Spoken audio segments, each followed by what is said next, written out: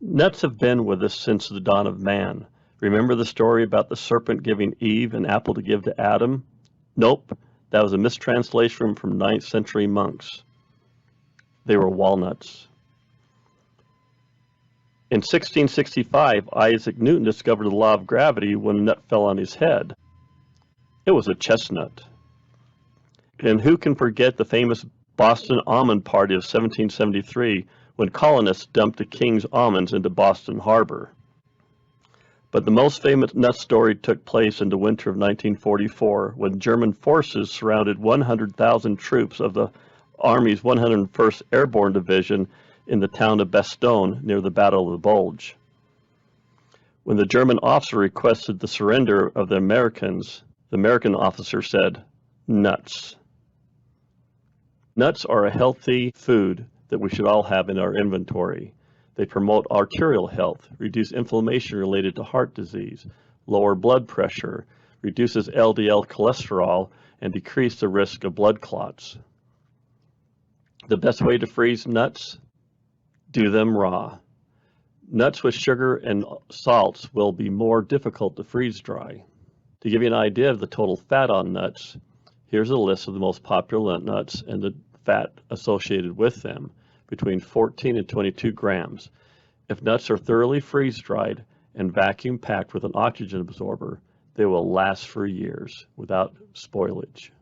2.5 years ago, I freeze-dried some pecans and some almonds and some walnuts. We use a lot of nuts in cooking. Now these were just raw nuts. They were not roasted or salted or toffeed or whatever. Good old plain old raw nuts. Well, the issue with nuts is they do have a lot of oil in them. And so today I'm going to check for any signs of these nuts going rancid. And the way we're going to do that is with my little device. Now I've used this before in other demonstrations, and what this device does, it measures the amount of oxygen, explosive gases, carbon dioxide, carbon monoxide, hydrogen sulfate, and methane. What I'm going to do is I'm going to insert the probe into this bottom corner here, and in the opposite corner I'm going to just slice a line there. So as this pulls the air inside this container through, we can measure to see what's inside. Now, this little probe right here, if everything goes as expected, this should go into alarm because it won't be sensing any oxygen. So I'm counting that any oxygen in here has been depleted from the oxygen absorber. And another thing that this alarm may go into is from carbon monoxide.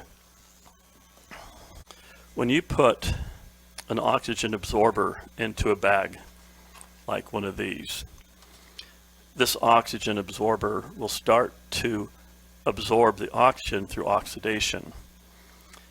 And during the process of oxidation, it also generates heat. The two other ingredients inside here can be salts and charcoal or carbon. Now with the presence of carbon near the iron powder, as the iron powder gets hot, some of that carbon or charcoal is going to burn and it's going to be consumed, and that will give off carbon monoxide. So when I probe these bags, I'm expecting to find some carbon monoxide in with the food, which is totally safe. It won't harm the food. In fact, a little bit of carbon monoxide in the food bags will kill off any critters that might be inside. But what we're really looking for inside these bags is going to be hydrogen sulfide.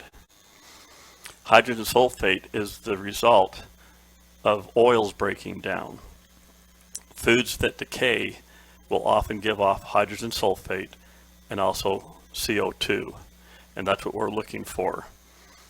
Well, I'm looking for it, but I hope I don't find it. If I don't find any hydrogen sulfate or CO2 in the packages with all my nuts, that will tell me that this little oxygen absorber was successful in removing all the oxygen and rancidity did not take place. So here we go. First one we're going to go with is going to be walnuts. So I got my little knife here, and these packages are really tight. Now, I did not vacuum seal these, but over time, from the heat of the material inside and the oxygen absorber, it really squeezes these packages tight. So I'm not sure how much air I'm going to get out of these things. So I'm going to go ahead and make a small little line in here, and I'm going to have to repackage these.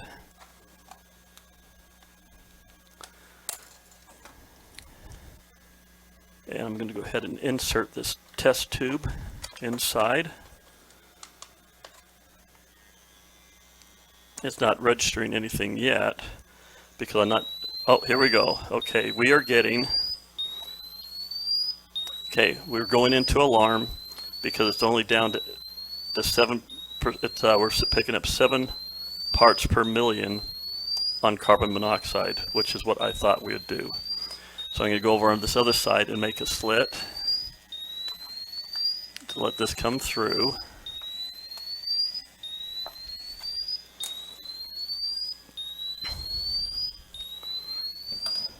But I'm not picking up any other gases.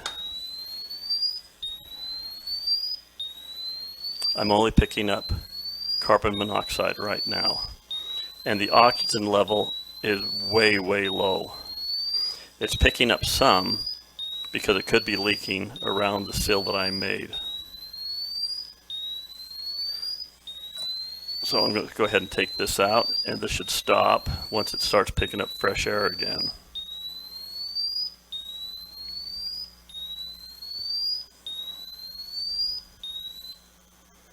Okay, so that was the walnuts. So with the walnuts, we did pick up some carbon monoxide from the oxygen absorber inside, but we did not pick up any hydrogen sulfide. Okay, this is the almonds. So we're going to do the same thing here.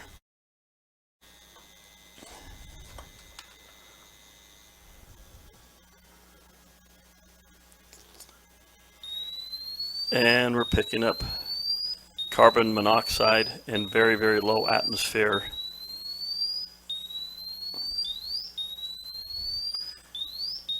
In fact, we're getting up to 30, 41 parts, 42, 44. We're down to 5.3% oxygen, 47 parts per million on carbon monoxide.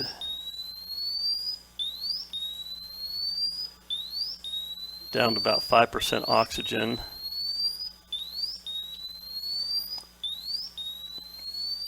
But I'm not getting any hydrogen sulfides. The hydrogen sulfide is this number way up at the top. So this number right here in the top corner is carbon monoxide. Then we have oxygen, we have explosive gases, and hydrogen sulfide up in the top there. Now the numbers are kind of coming back up because it's pulling the oxygen through the bag, or it's pulling the air through the bag, and we're starting to actually pick up the fresh air.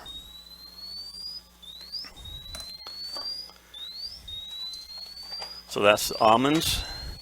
The next one we're going to be doing is pecans, but we're going to wait for this guy to come back to normal here. Okay, my sensor has reset itself, so we can go on to the pecans now.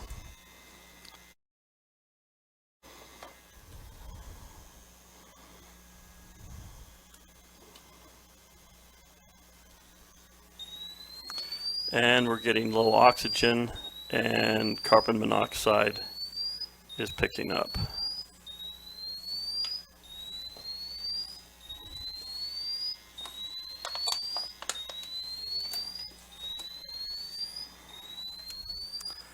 But we're not picking up any hydrogen sulfates, and we're not picking up any CO2. Right now we're at 30 parts per million, 32, 34 parts per million of carbon monoxide. We're down to less than 8% oxygen, and that's still falling. 7, 6, up to 42 parts per million on carbon monoxide. 43. Oxygen is down past 5 and falling. And we're at 46 parts per million, 47 on the carbon monoxide.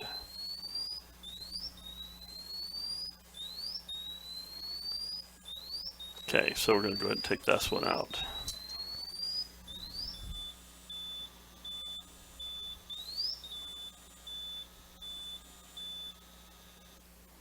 Okay, so far so good. We have not detected any carbon dioxide or hydrogen sulfides in these bags, which would tell me that there may not be any rancidity inside. So the next thing we're going to do, we're going to use the old smeller and smell the food, smell the nuts, see how they smell. Then we're going to taste them and see how they taste. Okay, first we have pecans. Pecans is probably what we use the most of because I love pecan pie.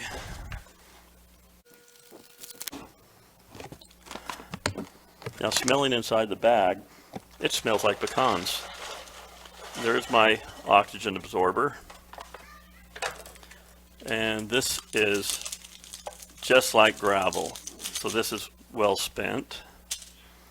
And we're going to taste.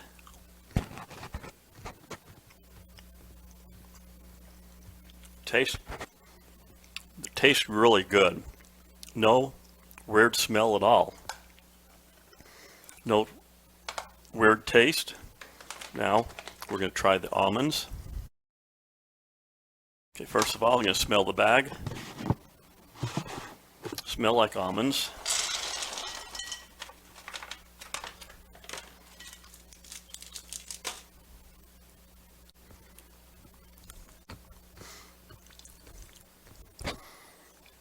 No problem with the almonds. And the last one is walnuts. Now I must have ordered the wrong bags because these bags look like half-gallon bags. They're not the full-size bags I usually get. Smells like walnuts.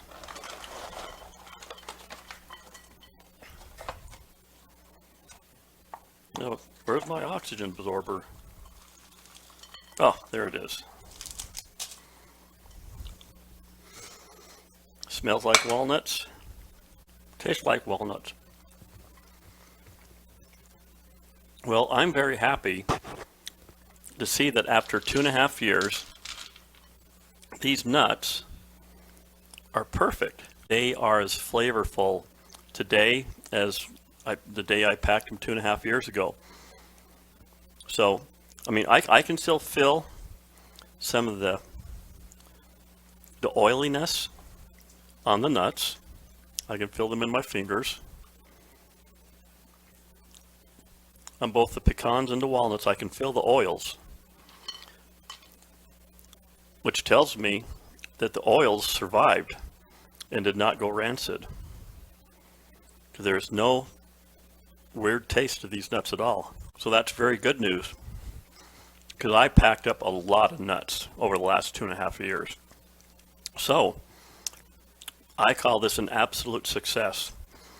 Now, my recommendations going forward is what I think I will probably do. It kind of goes along the adage of putting all your chickens in the same basket.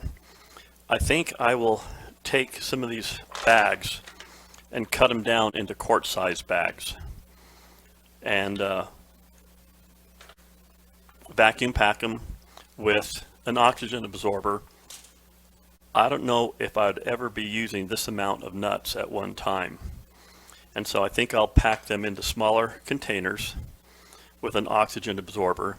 That way I'll be sure to get all the oxygen out. So I'm going to put these into like 1-quart bags with a 300cc oxygen absorber, and then I will actually vacuum seal them in my Harvest Right vacuum chamber and then put them back into storage.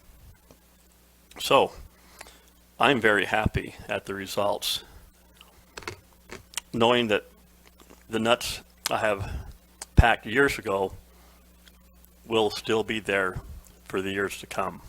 I grabbed a 1-gallon bag, and I was hoping to maybe make like 1-quart bags, but that'd be a quarter of this, and I think those are going to be too small. So I'm going to settle for half-gallon bags. So I'm going to cut this in half,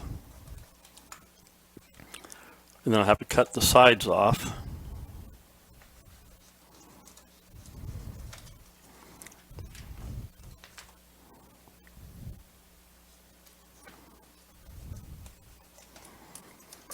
And then I'll have to seal this side, and I'll have to seal this side to make an actual pouch. I'll have to seal actually both of these sides to make a half-gallon bag. I think it's going to be cheaper doing this way than buying a whole bunch of half-gallon bags. And then I'll go ahead and put, maybe a cup or so of nuts in each one of these, and then I'll seal them up. So I got one of my half bags. I put down walnuts, and I have the original date when they were originally put in, which was March 2nd, 2020, and repacked on November 10th, 2022. So I got a couple of cups here. I'm going to see how much I can put in. Well, 1 cup went in just fine. That's about 2 cups. I'd imagine most recipes calling for walnuts like brownies and such would probably be about 2 cups, but I could probably put, let's try a half a cup more. There we go. So each one of these containers, these half-gallon containers, are going to have 2.5 cups of walnuts in there. So I'll go ahead and put an oxygen absorber in here and seal it up, and I'll put the little vent cut right here in the corner to vacuum seal that. So I took my 1-gallon bags of nuts and packed them into smaller bags. So I have the walnuts, pecans, and the almonds, and each bag has around 2.5, 3 cups. So the next thing we're going to do to ensure freshness and to prevent the nuts from going rancid, we're going to vacuum pack these. Now, each of these packages has a 300cc oxygen absorber.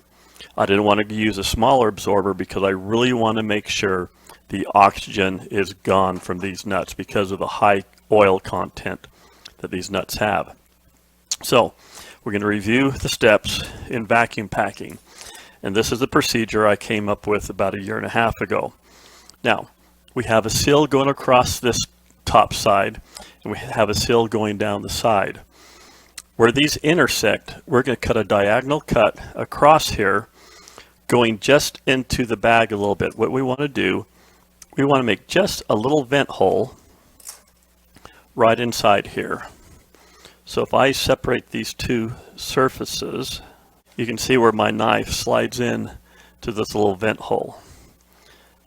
All right, just like that.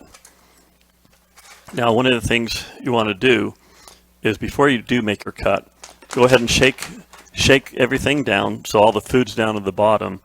That way you have a nice area up here that will self-seal itself when it becomes a vacuum. So we're going to go ahead and make that diagonal cut on each one of these, just like that. And we're going to go ahead and put these in the freeze dryer. Now, the thing I like about these smaller bags is you don't have to take out your shelves. If you use the 1-gallon bags, then you have to take out the shelf assembly to put the bags in. But because these are smaller, you can just slide these right into the shelves where the trays go and just do it that way. So I can do 4 of these bags at one go. So here are my nuts ready to go back in inventory. All of these are the almonds, and you can just feel how nice and tight this is. There's like hardly any oxygen inside of this. And there's an oxygen absorber inside as well. These are the pecans, nice and tight. Walnuts are the same. Now, if you don't quite understand the whole method of vacuum packing, by cutting this diagonal top. I have a video that I will add after this video that shows the procedure that I came up with a while ago that made this possible. Really easy. So just a brief review. When you put these inside the shelf, go up to the leaf icon and go into the systems tests and just run the vacuum for 2 minutes. And then once 2 minutes has expired, you open the valve, pull these out. It's going to be just like this. They're going to be all crinkly and hard. And as you carry them to your sealer, just kind of carry them by the pinch corner just to make sure none of the vacuum can escape. But anyway, these are all done, ready to go back in my inventory. I originally had them in these containers, but this is going to be a little bit better, about 3 cups per container, which will work out really good with cooking. So there you have it. It is possible to freeze dry nuts without a problem. I would stay away from nuts that have additional oil. Oftentimes peanuts might be roasted and have additional oils added to them. Stick with the raw nuts. I think you'll be best with those. But anyway, I hope you learned something. I hope this was valuable to you to increase your food supply and give a little bit more variety. Especially if you can purchase nuts on sale, that's the best time to stock up on them. Then you can freeze dry them. These have lasted for 2.5 years and they are just as fresh can be. So I hope you enjoyed the video. Please subscribe and I will see you again soon. And remember, go forth and freeze dry the world.